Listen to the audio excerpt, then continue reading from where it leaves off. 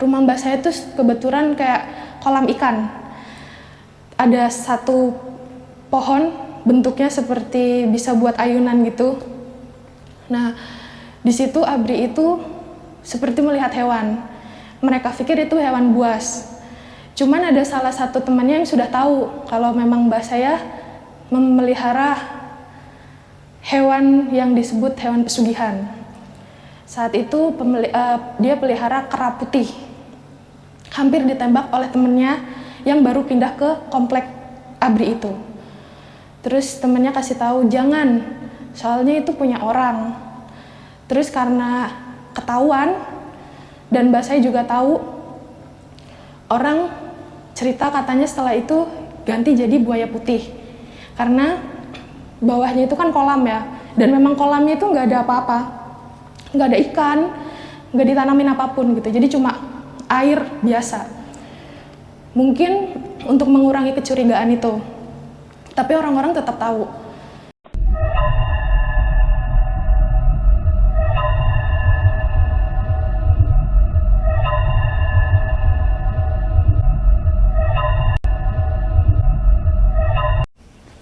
Selamat malam Sobat Pasar Gaib.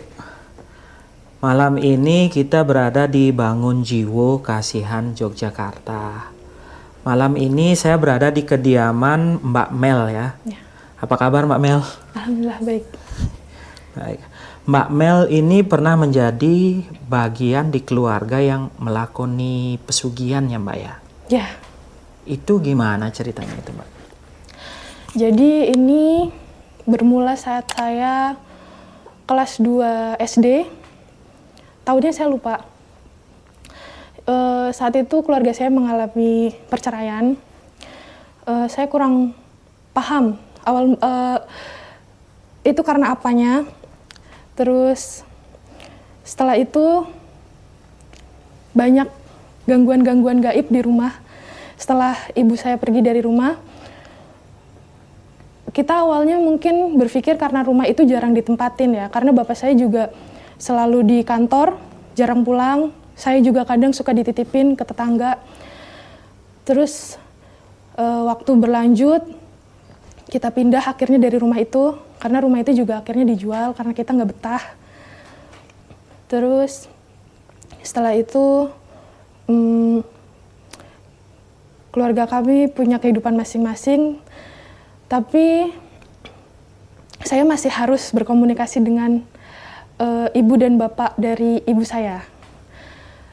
Nah, tapi di situ bapak saya selalu melarang. Jadi seperti untuk apa kesana lagi? Ibu juga sudah nggak ada. Kebetulan saat itu ibu saya sudah meninggal. Saya cuma penasaran apa penyebab ibu saya meninggal. Apakah benar-benar sakit atau memang dibuat-buat?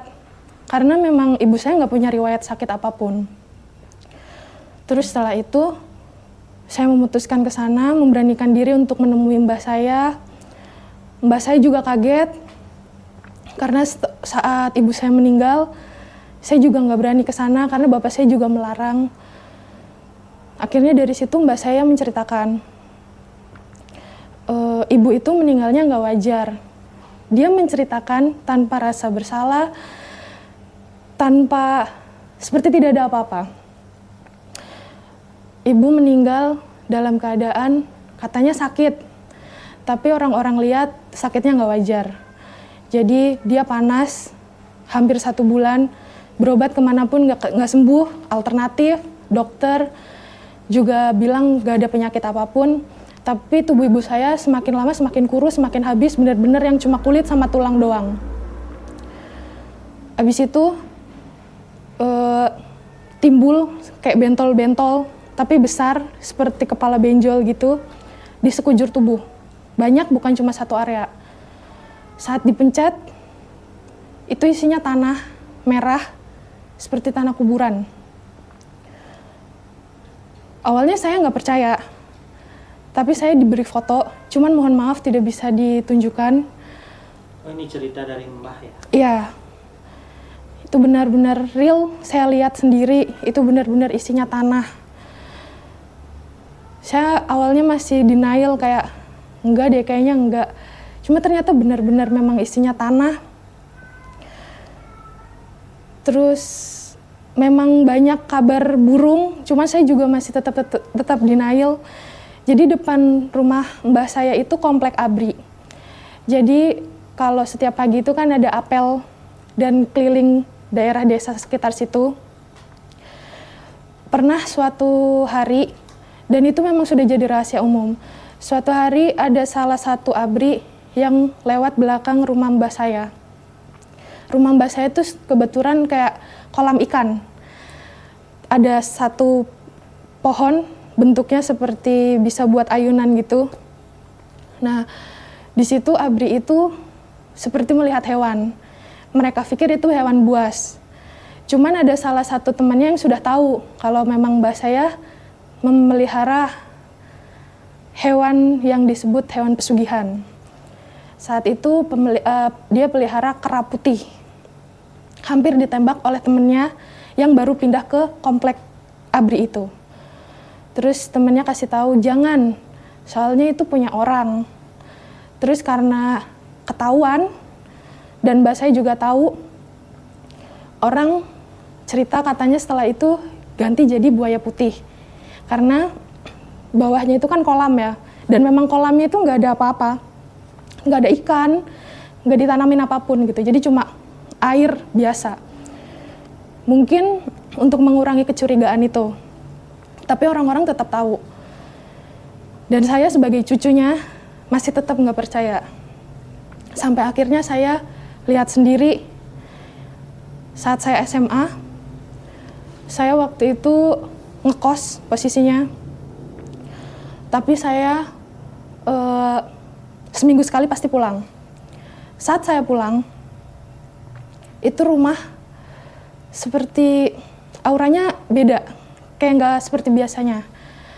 Waktu itu posisinya bapak saya lagi ada keperluan keluar, terus ibu sambung saya itu juga sedang istirahat di kamar, saya di depan ruang TV sendiri. Banyak orang mungkin mengira ya setiap rumah ada penunggunya dan lain sebagainya. Tapi yang saya lihat itu benar-benar ibu saya. Ibu saya seperti di depan jendela, karena jendela saya lumayan besar dan tanpa tralis, jadi benar-benar jelas. Itu dia melambai seperti ini. Tapi saya masih, oh enggak. Saya pikir itu cuma kayak halusinasi saya. Mohon maaf, Mak. Ini kejadiannya di Jawa Barat ya? Kejadiannya di perbatasan Jawa Barat, Jawa Tengah. Perbatasan Jawa Barat. Iya, perbatasan Jawa Barat, Jawa Tengah. Setelah itu, badan saya tiba-tiba panas. Saya sakit, demam selama 7 hari. Itu sama seperti ibu saya alami, jadi dibawa ke dokter, dokter bilang tidak ada sakit apapun. Terus dibawa ke alternatif pun juga tidak ada penyakit apapun. Setelah itu bapak saya coba metode ruqyah. Terus bapak saya mencoba menjelaskan kronologinya, karena bapak saya lebih tahu lebih dulu kejadian kalau ternyata mbah saya itu penganut pesugihan itu.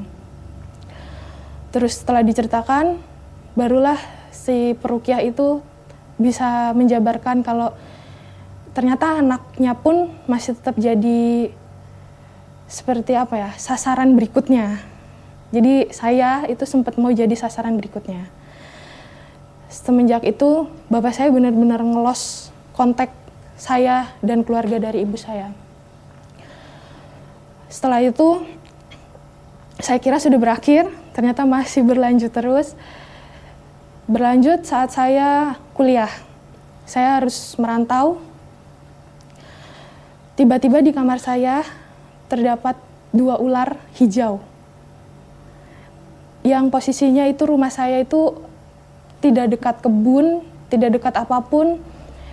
Yang dimana ular itu amat sangat tidak mungkin gitu loh berada di dalam rumah itu. Saat diusir sama bapak saya,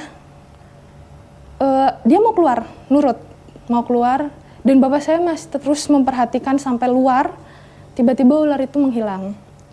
Bapak saya menanyakan lagi, ke orang pintar. Katanya itu kiriman juga, karena saat itu mbah saya yang laki-laki masih hidup, dan katanya dia menyimpan dendam kepada bapak saya karena tidak membolehkan saya untuk bertemu lagi dengan beliau. Ini disclaimer ya, jadi dari dulu itu mbah saya dua-duanya pengusaha, punya warung sembako, jualan beras, jualan lain sebagainya. Sebenarnya dari saya kecil saya juga udah sering lihat keanehan-keanehan di dalam rumah mbah saya, tapi kalau untuk kayak penampakan gitu saya nggak pernah lihat. Keanehan yang paling saya ingat sampai detik ini, itu ada orang beli beras. Jadi kalau zaman dulu tuh beras ditaruh di dalam kotak, dan itu full, menggunung. Saat mbah saya ngambil itu sekitar mungkin 5 kiloan, harusnya berkurang, tapi enggak. Itu tetap utuh sama persis sebelum mbah saya ambil beras itu. Itu yang saya ingat sampai detik ini, dan ternyata oh memang benar mbah saya menggunakan pesugihan. Dan sekarang usahanya di rumah itu benar-benar mengalami kedrastisan yang benar-benar turun setelah kedua mbah saya meninggal. Dan setelah itu saya kira kejadian-kejadian itu sudah selesai, tapi ternyata efeknya masih ada. Kemarin, ini baru banget saya alamin, saya keluar dari pondok pesantren. Sebelum keluar itu saya mengalami seperti mungkin bisa dibilang kerasukan. Itu tapi kerasukan yang dimana setengah badan tuh kayak masih sadar. Lagi-lagi saya didatengin sosok yang menyerupai ibu. Dia nggak bilang apa-apa, dia cuma senyum terus melambai lagi. Tapi saya nggak pernah hiraukan itu, karena banyak orang yang bilang katanya kalau saya bisa, mestinya mengikuti apa maunya, saya bisa ke bawah dan lain sebagainya. Dan itu bukan sekali, itu berulang-ulang kali. Itu Mbak Mel lihat sendiri? Lihat sendiri. Itu benar-benar di depan pintu kamar, nyata, benar-benar nyata, itu ibu saya. Itu. Dan lagi, setelah itu pasti saya selalu panas, lama.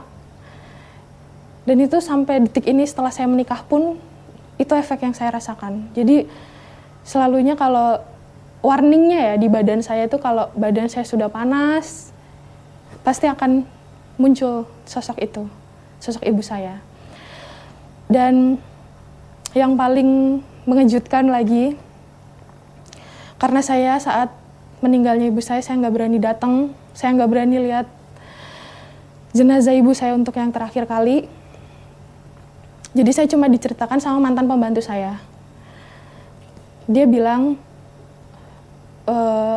setelah ibu meninggal, malamnya itu nggak ada hujan, nggak ada angin, nggak ada apapun, kuburannya ambles. Dan ada satu tetangga yang rumahnya benar-benar dekat kuburan, dan itu dia itu yang ngomong ke saya saat ibu saya lagi sakit, itu ibumu kayaknya sakit deh. Itu dia yang ngasih tahu ke saya. Itu dia juga ngasih tahu ke saya lagi, bilang katanya, semalam ibumu ketok rumahku loh. Dia minta tolong, katanya rumahnya ambles. Dan saat kita beneran datengin ke kuburannya udah posisi ambles, tanpa ada air sedikit pun, tanpa ada apa ya, kayak makhluk atau apapun itu, bekas-bekas cakaran dan lain sebagainya yang menyebabkan ambles. Itu. Amblesnya lumayan dalam sampai kain kafannya itu kelihatan. Iya, sampai kain kafannya itu kelihatan. Dan setelah itu, dan lagi-lagi ya, karena mungkin mbah saya sudah terbiasa. Dia tanpa rasa bersalah. Dan cuma bilang, oh ya udah, benerin aja. Gitu. Disclaimer lagi, ibu saya adalah korban pertama. Setelah itu ada lagi, itu menantunya. Meninggalnya juga keadaannya sama seperti ibu. Jadi panas, bentol-bentol, dipecat tanah. Itu selang berapa lama kejadian dari ibu kemudian ke menantu sendiri? Itu selang sekitar 1 tahun. Selang Sempat terjadi keanehan lagi. keanehan berikutnya, ini saya alami di sekolah waktu saya SMP.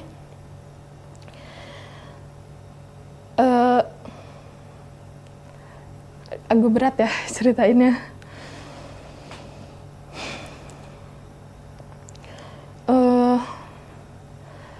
Jadi guru saya itu benar-benar tiba-tiba kesurupan.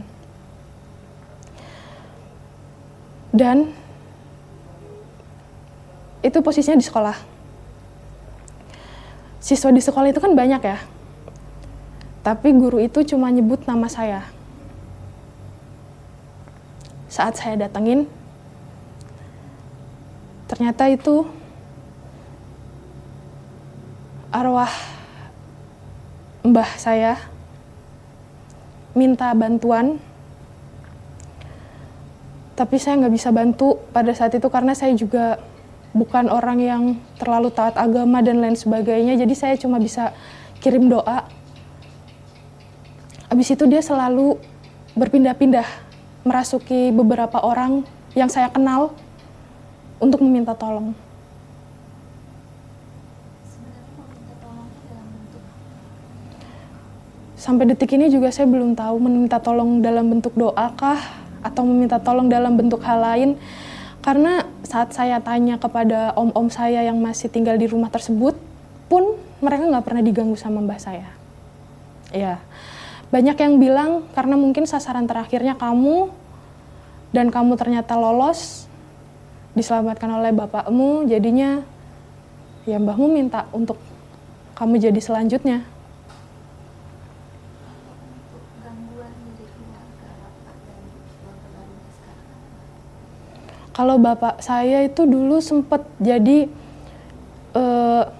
awal mula ya, ini seperti kecelakaan pada umumnya. Jadi setelah nganter saya itu kejadiannya saat saya SMA kelas 1. Jadi bapak saya habis nganter saya dari kosan pulang, tapi kejadian itu bapak saya nggak pulang tidak pulang pada keadaan maksudnya jalan yang seperti biasanya dilaluin. Dia cari jalan lain. Katanya supaya lebih dekat. Tapi memang jalannya lewatin hutan-hutan gitu. Ada hutan pinus, hutan karet. Nah, tiba-tiba ada lubang kecil dan itu nggak mungkin bisa jatuhin motor. Bapak saya tiba-tiba jatuh. Posisi jatuh itu bapak saya nggak ada luka sama sekali. Habis itu juga karena beliau tuh amat sangat sadar kesehatan. Jadi apa-apa sedikit ke dokter, apa-apa sedikit ke dokter gitu. Dia langsung rongsen dari kepala sampai kaki dan padahal posisi itu pun helm tuh tidak lepas, sama sekali tidak lepas. Kaki juga nggak ada yang lecet, semuanya pokoknya benar-benar kayak orang cuma kepleset gitu aja. Terus setelah itu dokter juga menyatakan tidak terjadi apapun. Tiba-tiba malamnya bapak saya nggak bisa jalan. Kaki sebelah kanannya itu seperti berat. Itu bapak saya merasakan karena mau sholat malam, tapi dia nggak bisa bangun. Dia cuma bisa duduk pun itu nyeri sekali. Terus setelah itu dia telepon karena posisinya waktu itu saya masih di kosan kan. Dia cuma bilang, aduh ini gimana ya, kok aku nggak bisa jalan nih. Loh saya cuma jawab, udah berobatin kan? Udah kok nggak ada apa-apa. Udah setelah itu saya pulang, saya lihat kondisi bapak saya cuma bisa duduk, diem, bahkan waktu itu sekolah pun kesusahan untuk naik motor. Karena waktu itu bapak saya masih naik motor ya. Itu berangsur selama 1 minggu. Dan setelah itu bapak saya juga sama, karena dari dokter juga tidak ada menyatakan sakit apapun, bapak saya mencari alternatif lagi, yaitu dengan jalur ke kiai. Waktu itu saya kurang paham, karena saya juga tidak 24 jam nemenin bapak saya. Terus bapak saya berobat di sekitar Jawa Tengah, lebih tepatnya daerah rumah saya, itu tidak ada yang bisa ngobatin. Akhirnya bapak saya pergi ke salah satu rekomendasi temennya, yaitu di Salatiga. Bapak saya di sana menceritakan kalau bapak cuma disuruh tidur, terus malam-malamnya bagian kakinya itu yang sakit sebelah kanan, kebetulan dari arah lutut ke bawah, itu disabet kayak dipecut gini pakai kain kafan. Setelah itu tiba-tiba kayak bunyi klunting-klunting, keluar 3 paku yang udah karat. Itu yang bapak saya rasakan. Dan sebelumnya pun orang itu udah kayak ngasih, ya ini tuh bukan bisa-bisanya saya ya, ini kain benar-benar bersih, kosong, nggak ada apa-apa, seperti pesulap gitu lah. Pokoknya kalau meyakinkan kalau ini tuh bukan saya yang naruh paku gitu. Dan setelah itu kaki bapak saya bisa ditekuk, dia bisa jalan normal tanpa pincang-pincang lagi. Di situ bapak saya sempat ditanya, gimana, mau tahu nggak siapa yang ngasih? Ini dulu orang terdekatmu loh. Terus dia masih nggak suka aja sama kamu. Tapi bapak saya bilang, ya saya cukup tahu dan saya tahu pelakunya siapa. Cuma saya juga nggak bisa balas. Bapak saya bilang gitu. Karena bapak saya juga tahu resikonya ya kalau bermain hal-hal seperti itu apa gitu. Jadi setelah itu udah bapak saya benar-benar memutus apapun itu yang ada komunikasi dengan keluarga dari ibu saya. Dia benar-benar nggak mau ikut campur lagi. Terus itu bagaimana Mbak Mel sure, ibaratnya yakin bahwa itu sudah lepas, ibaratnya nggak bakal hilang banget. Sampai detik ini saya masih belum yakin ya kalau itu udah bisa lepas dari kehidupan saya. Cuma saya selalu berdoa kalau semisalnya hal itu masih mengikuti saya, tolong berhenti di saya. Jangan ikuti anak dan keturunan saya yang lain.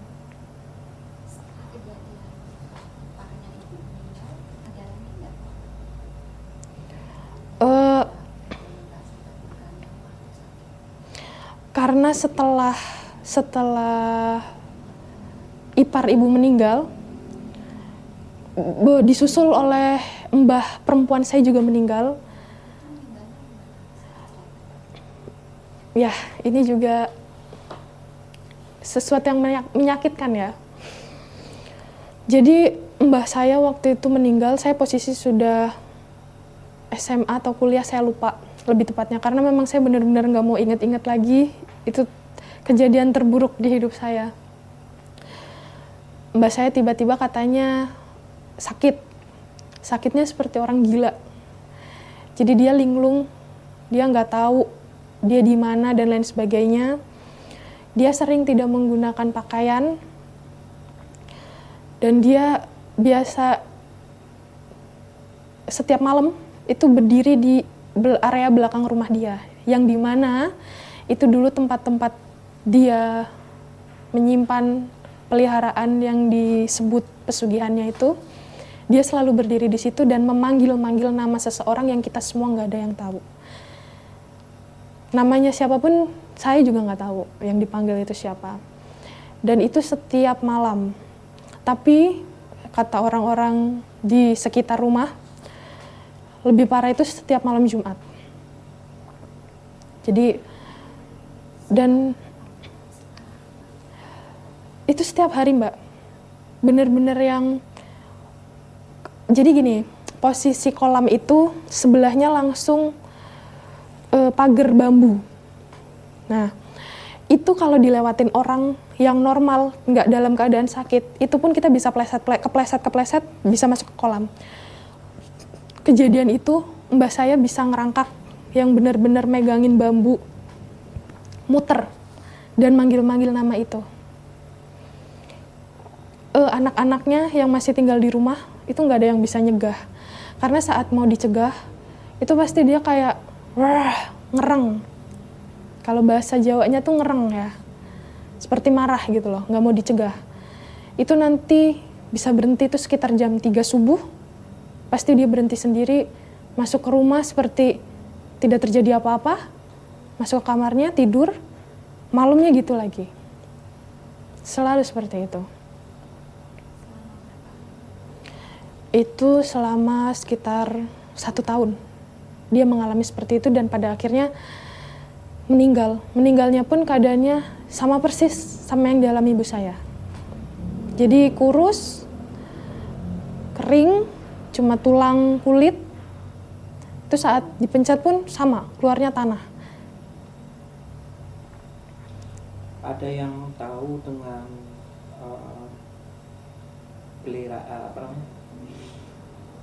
monyet itu kemana? Peliharaan monyet itu karena waktu itu mau ditembak ya. Jadi sama mbah saya itu diganti, jadi buaya putih. Dan itu karena kolam kan bawahnya, jadi di situ tempatnya. Dan setelah itu udah nggak ada yang ganggu lagi. Kemungkinan mbah saya saat ngerangkak-ngerangkak itu, ya mungkin memanggil peliharaannya itu. Karena mungkin saat satu jiwa udah sakit dan lain sebagainya, itu kan mungkin jiwa terakhir yang dia butuhkan ya. Sudah setelah itu hilang. Begitu dia meninggal, peliharaannya pun hilang. Yang gantung itu siapa Mbak? Mbah yang cewek. Oh, yang cewek. Iya, yang cewek. Kalau yang laki-laki itu sudah sepuh, udah yang benar-benar nggak bisa ngapa-ngapain, cuma duduk. Cuman hebatnya dia itu masih bisa ganggu bapak saya.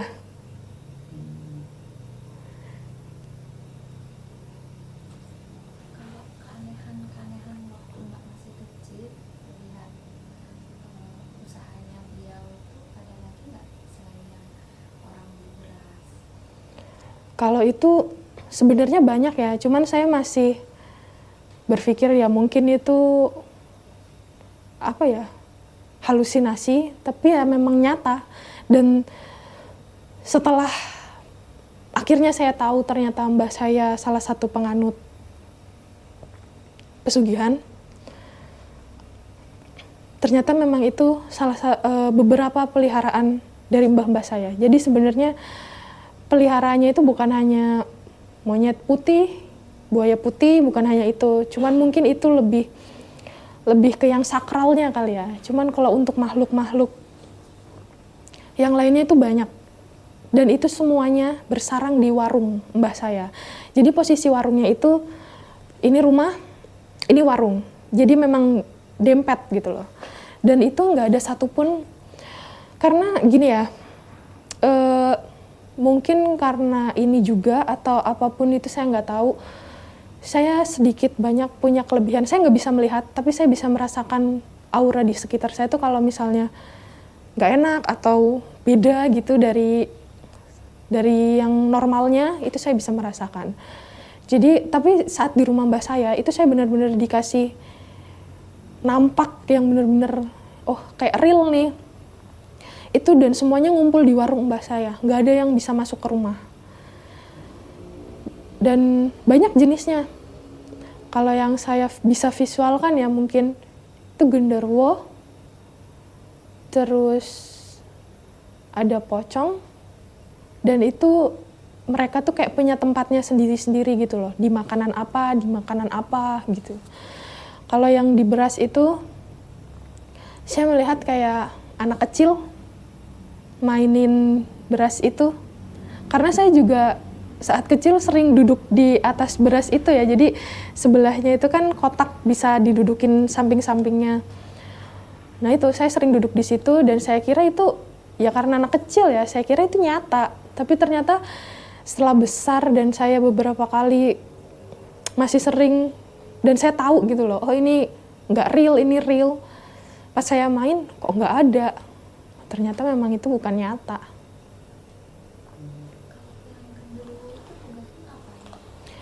Kalau pertugas-tugasnya saya kurang paham ya Mbak, tapi kalau yang genderuwo itu dia berdiri, jadi kalau zaman dulu itu ya Mbak, beli minyak itu bisa yang ecer di tali itu. Nah mbah saya itu punya kilangnya, jadi kayak punya drum. Nah itu beberapa drum dan dia berdiri di situ. Karena mungkin suasananya lembab, gitu-gitu ya. Terus kalau yang pocong itu ada di depan warung, persis. Jadi pas rolling door, dia berdiri di sebelah situnya. Kenapa saya masih ingat? Karena memang saya nggak tahu ya, karena kejadian itu saya jadi bisa kayak mengingat-ingat. Bahkan mungkin kalau orang pada umumnya kelas 2 SD ngapain aja sih, itu pasti akan lupa. Tapi saya masih bisa ingat jelas karena kejadian itu. Itu saya nggak tahu tugasnya apa. Terus om saya itu kebetulan dibuatkan kayak konter kecil di depan warungnya persis. Itu juga di dalam situ, tapi saya nggak berani lihat karena memang kecium aja itu bener-bener bau anyir. Dan om saya itu juga ngalamin hal aneh. Kalau konter itu kan pakai kaca yang kotak gitu ya, kayak buat wadah kartu-kartunya itu. Nggak ada kejadian, maksudnya nggak ada kayak dilempar batu atau apapun itu. Tiba-tiba kaca itu pecah, ada satu kaca yang masuk ke mata. Dan itu saat dirongsen dan lain sebagainya, nggak kelihatan apapun. Tapi mata dia tetap berdarah, ngeluarin darah gitu. Sekarang udah meninggal juga.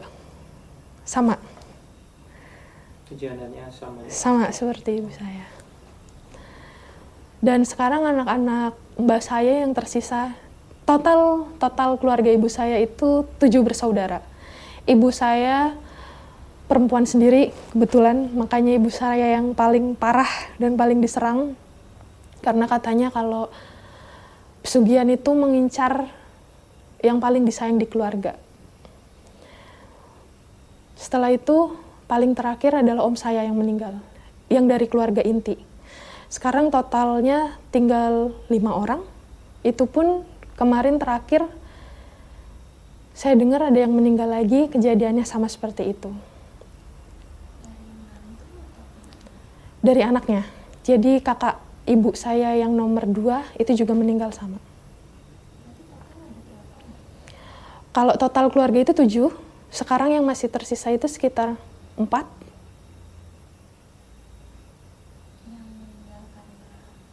Yang meninggal tidak wajar itu 3.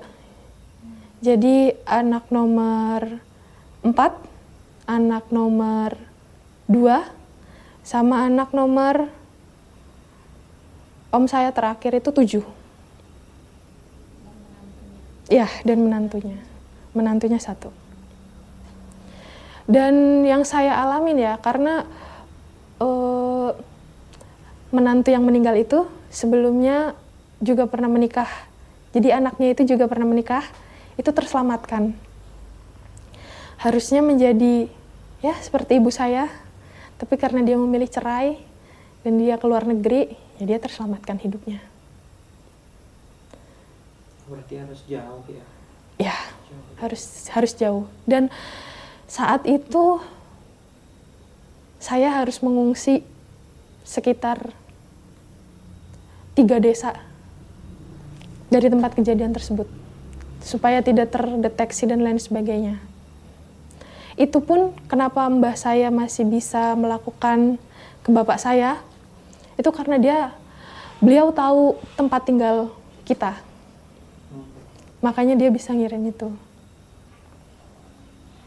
Karena sebelumnya selama kita jaga jarak dengan beliau dan beliau tidak tahu tempat tinggal kita, kita semua merasakan ya kehidupan yang normal aja. ya aman-aman aja. Tapi setelah Mbah tahu, dia mengganggu lagi. Berarti sumbernya dari Mbah sebenarnya? Ya, sumbernya dari Mbah.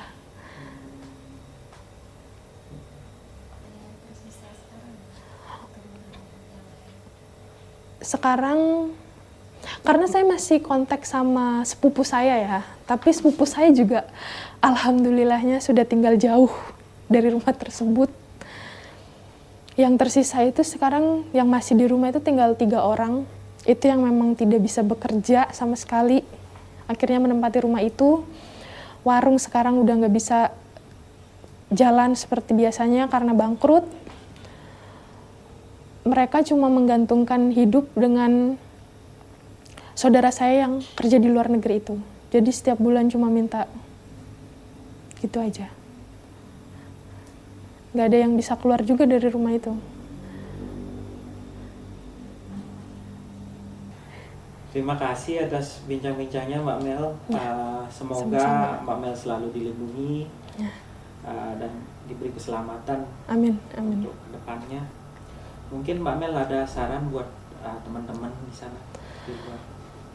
Saran saya untuk semuanya yang menonton channel ini dan semua orang di luar sana, jangan pernah bersangkut paut dengan hal-hal yang ingin kayak instan dan lain sebagainya dengan pesugihan-pesugihan seperti itu.